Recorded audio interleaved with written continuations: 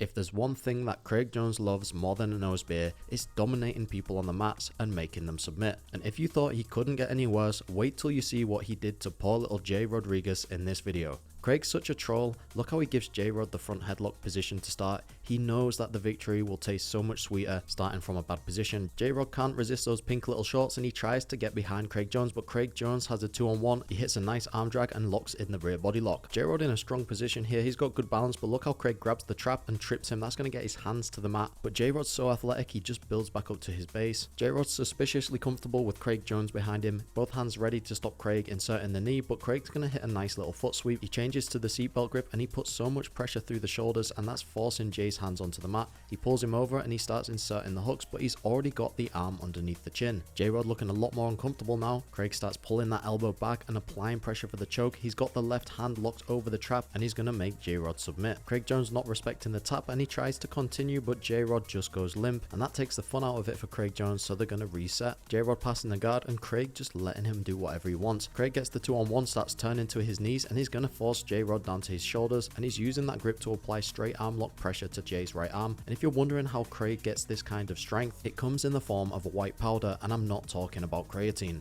Another submission, another reset. J-Rod passing the guard. Look how he keeps that head on the inside of the shoulder. That's good head positioning from Jay. Craig's going to start sitting up and look to pull that into a guillotine, but he's not able to. But Jay keeps driving that head forward and he's able to reach over the top and grab the chin. Jay hugging onto the legs. He's going to see if he can start passing around to the backside. Craig bringing that right knee up to frame and he's looking to enter into the Choi bar. He pushes Jay's head away, pummeling that right leg over the top. Here he has the opportunity to attack a triangle, or he can continue looking to attack the arm. Here he's going to use that right arm to adjust the bottom left leg and lock the right leg over the top. The inverted triangle from this position is such a strong option. Craig sitting up to grab the waist and he just can't resist himself, but at least he gave Jay the courtesy lick before going in dry. The reason this triangle is such a good option is because you don't have to continue fighting the arm. J-Rod has extremely good armbar defense, but the triangle defense is much harder from this position, especially when the guy builds up on top, posturing to express his dominance to the rest of the room. But J-Rod's such a trooper. He's not tapped yet, and Craig's about to show us a technique that Gordon showed him, and he filmed him practicing with his girlfriend. Craig's going to roll through, looking to attack a toe hold, but Jay's going to slip out. Now look how Jay defends that right arm. Craig's looking to lock it up,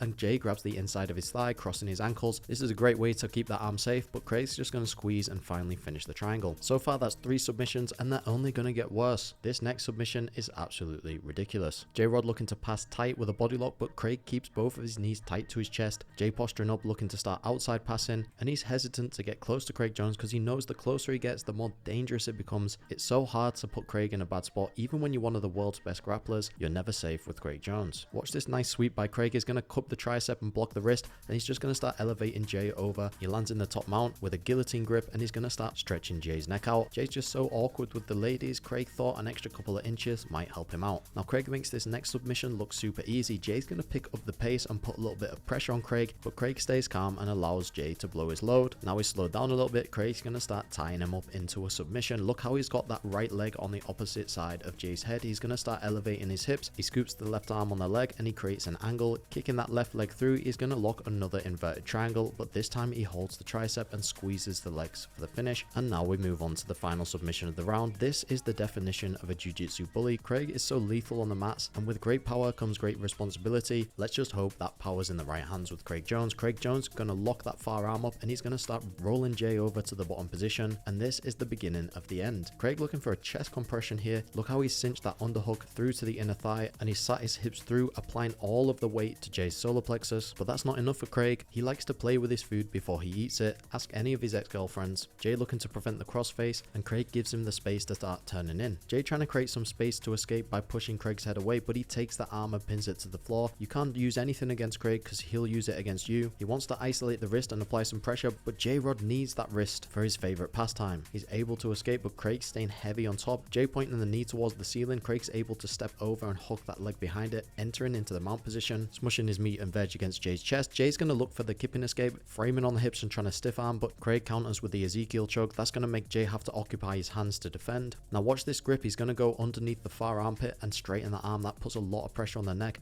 allowing him to feed that leg through into a triangle. Jay grabbing the foot and trying to defend, but Craig's going to transition to the arm. Jay able to push the leg off and turn to his knees, and this is where things start to take a very dark turn for Jay. Maybe Craig getting some flashbacks of a traumatic past. He grabs Jay's forehead and pulls his chin up. He slides that left arm underneath the chin and connects a a gable grip. Jay still has a little bit of struggle in him, but that's Craig's favorite part. He loves the struggle cuddle. Sorry, I meant jiu-jitsu. He locks up the rear naked choke, but Jay's still not tapping. He's got a neck made of steel. He's trying to push on the elbow to break the grip, but Craig connects the hands together, and this is the last thing Jay remembers. If you guys want to see more of Craig's ridiculous submissions of weird jiu-jitsu, make sure to check out these videos I made here.